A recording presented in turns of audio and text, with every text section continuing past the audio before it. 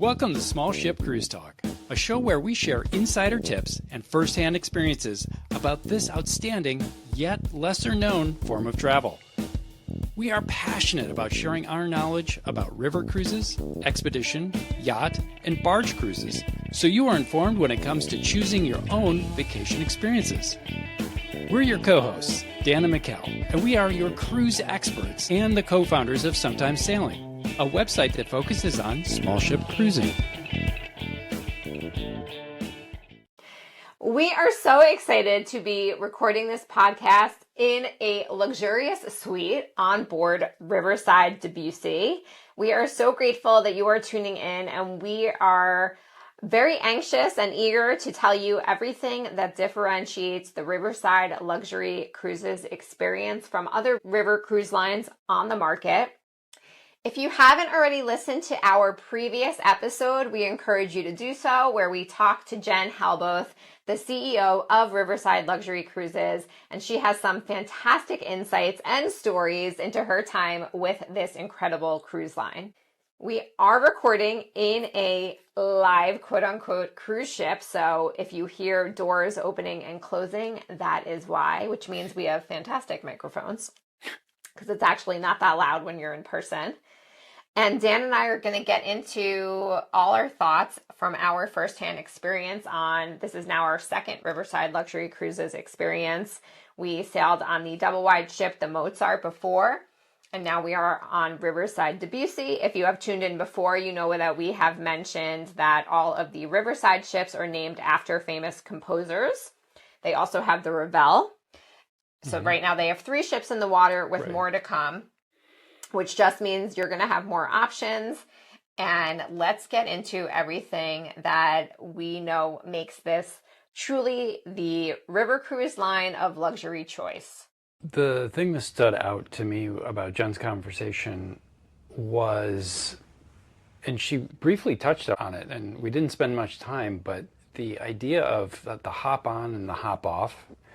And you can do a 3-day cruise, you can do a 34-day cruise. Our butler is here with our drinks. This is wonderful. Oh my God, you're amazing. No, you're fine. We're recording a podcast, so we're podcasting. Oh my God. We're not people to ask for anything, but we were like, oh my God, this was a great thing for Indra. Otherwise, I will quit my job. Thank you so much. I love it. Thank you so much. Okay, well, that's luxury for you. And that is why Riverside really makes a difference. Cheers to that. So for everybody listening and not watching on YouTube right now, there was a ring at the doorbell because all the staterooms here have very subtle, very nice chiming doorbells. Mm-hmm. And we have not used our butler because we're very, do-it-yourselfers. Go to the bar yourself. The bar is never that far away on a river cruise ship. But we were in the middle of actually, getting the last of some work done. And the QR code to message the butler was right in front of us. And I said, why don't we just WhatsApp our butler, like Jen said, is a perk of being on here, to get the drinks that we want. And we did. And then we kind of moved to another room to record this podcast. And we texted him and said, we're actually in this room, not the other one. We're in 307, not 20. Are we in 207? No, we're in 307, not 209. So anyway, he's amazing. That was so sweet. So cheers to that. Anyway, where were we? So we were talking about the hop on, hop off aspect of it, and that sort of Tetrising or building your own adventure on Riverside, which I think is really an interesting concept that you don't find anywhere else really that I know of. I mean, maybe, I'm sure it exists, but let's say you want to do land and then jump on the ship for 3 nights or 14 nights, whatever it kind of, I'm sure there's a threshold of nights and combinations and things like that, but being able to have that flexibility and just say, oh, I'm going to do a mini cruise in the middle of my land vacation here in Europe. I think that's really an interesting concept and highlights that idea of freedom. Yeah. I was also talking to a friend recently who wants to experience Europe in the month of late September, early October to try to coincide with Munich's Oktoberfest. My friend Tracy, if you're listening, shout out to Tracy. And as a new to river cruiser, her and her boyfriend were thinking of signing up for something but wanted to combine it with land. And I said, you have to try Riverside. It's the most luxurious, and also if you're not ready to commit to 7 days, which a lot of it is, sometimes people don't have vacation if they can't work remotely as easily. They are looking for, like you said, kind of Tetris together their trip. So I suggested maybe a few nights on Riverside and combine with a land trip for more flexibility. And we've had these conversations before that the sense of luxury is changing. Yeah. And that it is a luxury to be able to piece together your trip like that. Another piece of luxury on this trip that I absolutely love is being able to do laundry.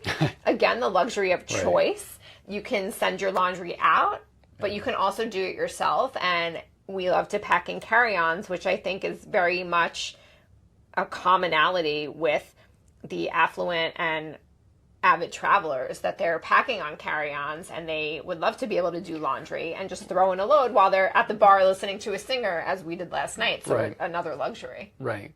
But overall, it seems like they're really leaning into that flexibility and that being the luxury piece. That's true.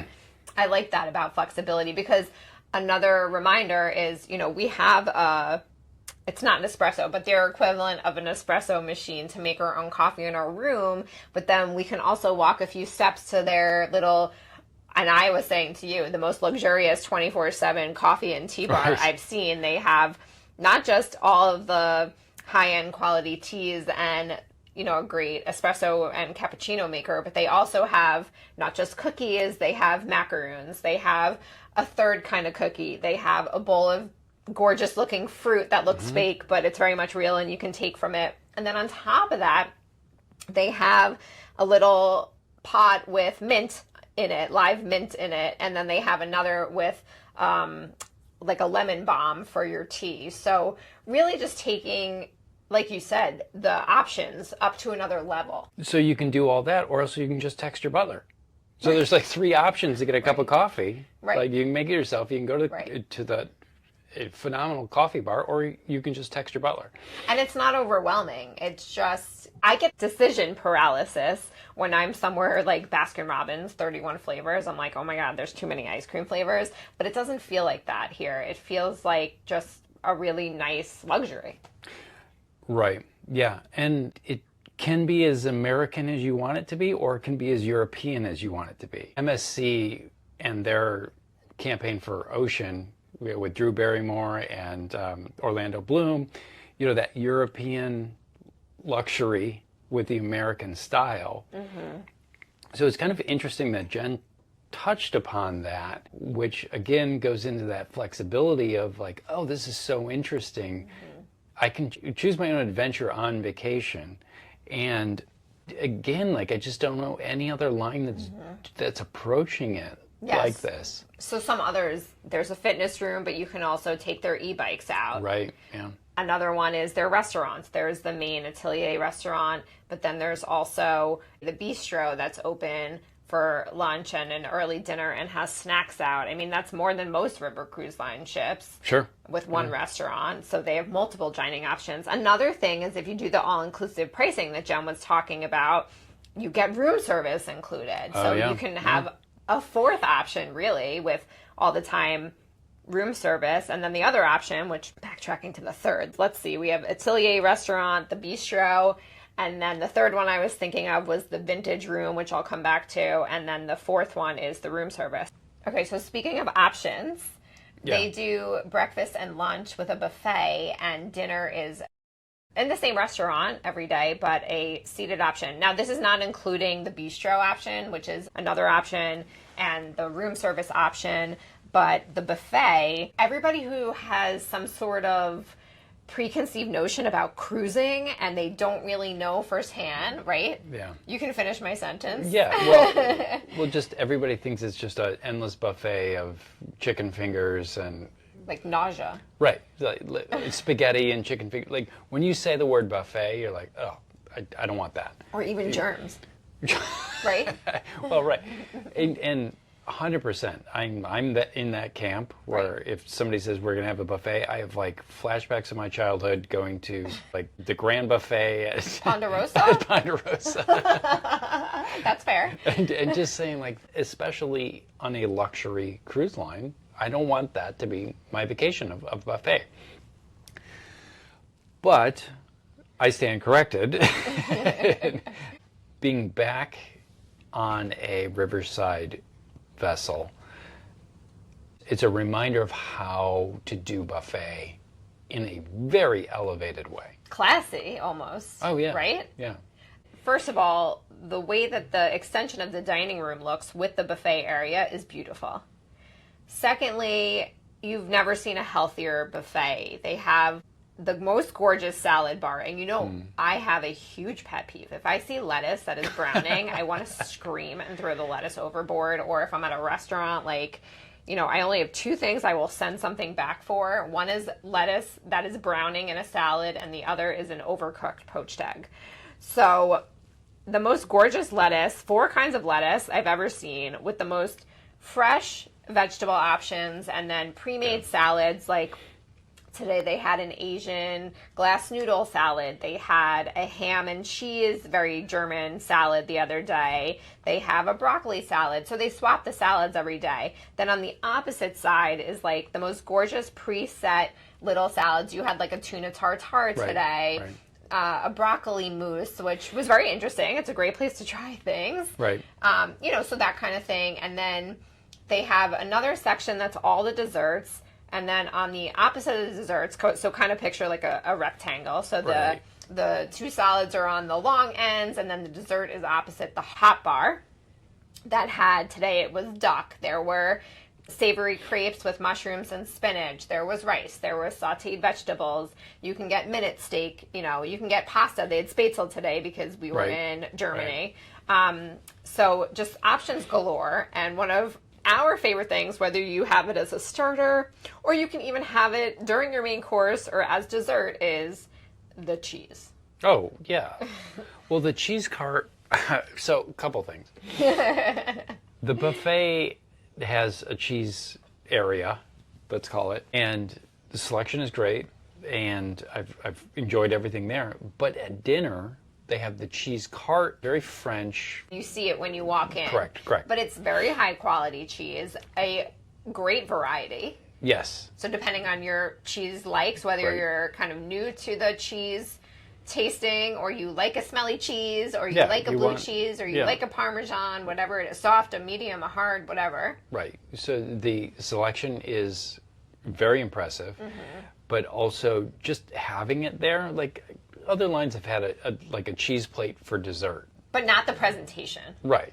Probably Right. because it's not as high quality, maybe. Yeah. And even not only the cheese, but, and now I'm sure everybody listening, hopefully if you're a foodie, you are loving this, and if not, you are gaining some insight into this. But, you know, the vessel for the cheese. Now, whether you take a bite with the cheese and you pair it with a jam, or you had a horseradish with it the other Right, day that you yeah. loved, it said cleared your sinuses, or a cracker, or a piece of bread, even the bread and the crackers on this cruise line are phenomenal. And we've had the opposite on some other cruise lines that we are not as impressed with that, but it really is part of the course. If you're going to have a cheese plate for dessert and you want a cracker with it, you can't overlook the quality of the cracker. Yeah. Well, again, it goes back to what we were saying about the details. It's about the details. It's about paying attention, but it's also about listening. Right. And I feel like they're really listening, and they take this feedback You had feedback the other night about the soup, Yes. and it was like, oh, thank you for Right. bringing that to our attention. And she thanked me. Yeah, she thanked me when I was walking out. What happened was they plugged in the broth for the soup for the bistro before we had an event at night. They were giving us little bites, and it wasn't hot enough. And I thought, well, they don't know that. Let me tell them. It wasn't a complaint. It was just letting them know for everybody's well-being. And she even thanked me when I went out, and I felt okay about that. You know, I don't like speaking up like that, but I felt like it was welcomed feedback because she made the point to thank me again. And another thing, we're gonna have to post this to our Instagram account at Sometimes Sailing and put it in the show notes, but the butter. I mean, if you like butter, or even if you think you don't care about butter, wait until you've had the butter on Riverside Luxury Cruises. They do a different whipped butter every night with dinner. A tomato butter, a pesto butter, a lavender butter. I think there was a honey truffle butter. A truffle butter. And they're to die for. Not only just the butter, but also the bread. Like, you love the salt stick. Right. Yes. Yeah. Well, you know, spending some time in France, like I definitely have become a snob on bread and butter, and which the French hold in the highest regard, so that's okay. Right. And it's impressive. Just every meal, you're like, okay. And it's impressive, but most importantly, it's consistent. It is consistent. And let's take the kind of botanics and crafting of the butter to the bar, because they are the only cruise line I know of that infuses their own, River Cruise Line, because I will say Uncruise infused their own gins, and those were phenomenal. Yeah, but CJ was. Yeah, CJ, our bartender, CJ from Buffalo was amazing. Dan's from Buffalo. But they're the only river cruise line I know of that infuses their own alcohols and makes their own botanicals, like their syrups and everything. And it really makes their, not just their cocktails, but their mocktails, when they're making fresh ginger for the drinks, a cut above the rest. Well, it's that attention to detail. Yes. That we keep going back to. Cheers is to that. Truly, that's what they do best. And I'm going to be really excited to watch them kind of lean into that as they expand. Get more ships in the water. They feel like they're in their teenage years a little bit, right? Yeah. But killing it, like a really responsible teenager. Right. Because we all know other teenagers that are not responsible. That fills the car up with gas, and every time and like they borrow thanks their parents for paying for a new pair of shoes. Right. But it feels like they're kind of coming into their own, and I truly think they're just going to attract those like-minded people. Right, so we've heard the term working affluent, right? So I think that's perfect for that, but you don't have to be affluent. You can say, this is where I'm going to splurge this year. And they give that experience that is unparalleled, but also fresh in river. So that vintage room is an additional cost for a multi-course, multi-hour, multi-drink pairing dinner in a private room. But it is another option, and people really like that. Right. So let's talk about that just a little bit. We did that on the Mozart. It almost was a 3.5, 4-hour dinner experience. It was an experience. Yeah. It wasn't... When you have nowhere to be. Right. Who cares? It wasn't just dinner, right? So multi-course pairing, wine and food pairing. The sommelier is on board. Also, the chef comes out, has the conversations about what he or she was thinking and what you're eating and why it works. And the sommelier talks about why the pairing works. And it was truly an experience. And we're going to experience that here on this ship. Having that option of just completely elevated dining experience right here on the ship. You don't have to go off ship to do that, or else you can ignore it, and like you wouldn't even know the room is there. It's kind of tucked in. You would not know the room was there. It's tucked in. Yeah. It's like not even labeled. It's behind a door. It's labeled. It's but very small. Right. To your point, like subtle. Very small. It's subtle. It's very subtle. Yeah. So to your point, there's so many options, and you can go full on amazing experience, or else you can just grab a bite in the bistro as you're walking through. Right. Also, an experience just different. It's a great, wonderful dining experience. Right. The dining room is one of the nicest I've ever seen. I don't know if you agree. Yeah, I mean it's The finishes. And yeah, it's impressive. Well, so not to go off on another tangent of a tangent, but it's what Riverside, the level of detail and or just attention to detail is extremely impressive. Are you saying that in interiors, or are you I thinking think of other across the ways, board, too? across the board. Yeah.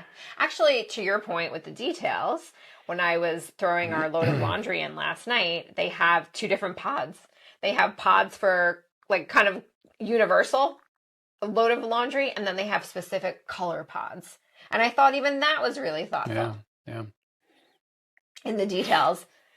And then also on the note of being up to date with the technology, like we've been able to message the front desk team that some of them come on the excursions with us. Right. We've been able to WhatsApp them to communicate if we need to, during free time, or to ask them a question. And that's been really valuable to us, particularly on this trip. And it's just been a fantastic level of service that I think really makes them kind of a cut above the rest.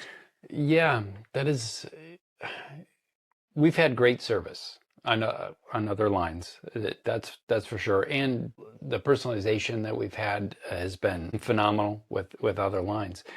But there is just something slightly elevated here, and it's not like one thing. It's just sort of everything. Right. Is just one or two steps above the other lines. It builds on itself. Yeah. Another favorite thing I love that we noticed when it was a gorgeous day is that we opened our panoramic window, which is what a few river cruise lines have this, not just Riverside, makes your glass window a balcony essentially because half of it lowers. But what I thought was phenomenal was there's a screen that you can put down, which other cruise lines don't have the screen. Right. Literally, there's a little bug on the label because it's a screen to prevent bugs from coming in your room. Yeah. And, we live in Florida, so we're used to bugs. Right. And we're also used to our screened-in porch, so it is really nice. So that's a great option. Right. Yeah, it goes back to, it's truly those small details. And some of it's service, some of it's just ship design, some of it is just ship architecture in and of itself. But overall, it's an experience. And a great one. Right. And in a previous episode, we talked about, like, if you're going to go on a river cruise that everybody has gone on, you're going to go on a Viking, right?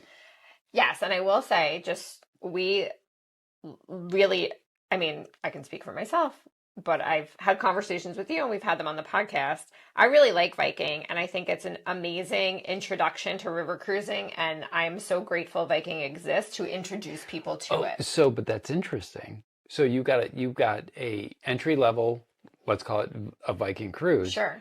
But you can do that on Riverside because maybe you're on land and you just want to do a 3-day or something, like just jump on a cruise. As an introduction. Right. Right. I think it's a marketing thing, and Viking has decades on Riverside. Sure. And as Jen said, Riverside's team and foundations are in hospitality, and they've ventured into river cruising in the past 2 or 3 years.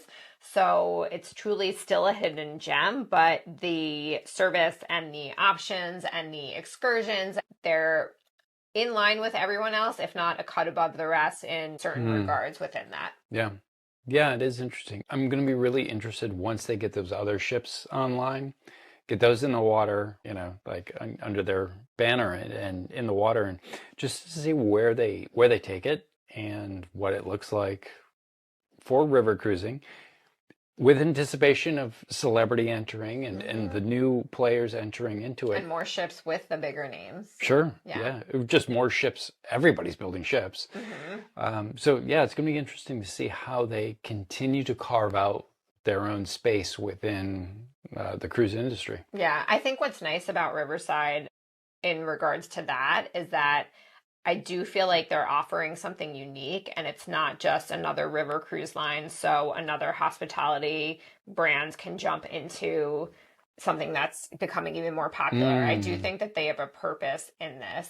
What's going to be interesting is what the other new celebrity coming into river cruising is going to do to differentiate themselves because of all this. And it might just be bringing an ocean cruiser from celebrity into river, Sure. which also, is meaningful to the space. I mean, we live in Orlando and Epic Universe just opened, and I saw Disney has a long-standing tradition of congratulating them and vice versa, because the rising tide lifts all ships. So that would be great. I mean, we're so passionate about the small ship cruise industry. I'd like to think there's room for everybody to differentiate themselves, but in regards to Riverside, I do feel like they do differentiate themselves in the decor, in the luxury options and such. Yeah. In the flexibility of the schedule. Right.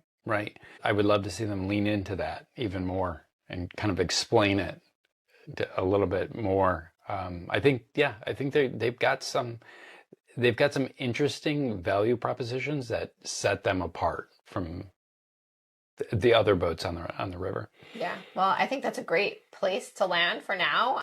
Thank you so much for tuning in. It has been amazing discussing this cruise line and bringing this to everyone's attention that is out there listening. If you have any questions about Riverside Luxury Cruises that we haven't answered, don't be shy.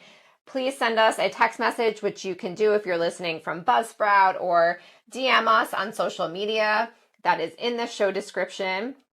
I'm looking forward to a future episode where we discuss our romantic Rhine itinerary specifically, because it has been very romantic on Castle Row, as Jen kind of touched on, and it's opened my eyes to an itinerary that I would suggest as a first-time one to new cruisers. So let's talk about that in a soon-to-come future episode, and cheers to sailing on Riverside Debussy.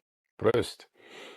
There you have it, our take on Riverside Luxury Cruises and our experience on Riverside Debussy, filled with so many options and enough choice that you feel like you have options, but not to overwhelm you. This is a truly phenomenal river cruise line.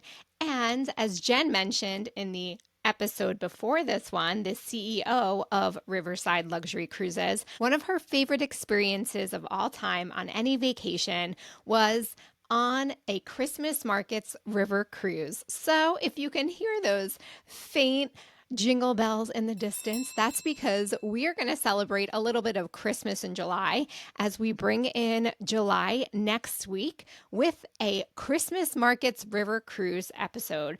This is a popular topic, and we are so excited to bring you all the information about cruising on Europe's rivers during this magical time.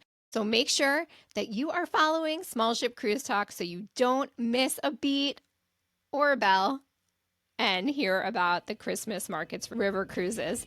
Speak to you then.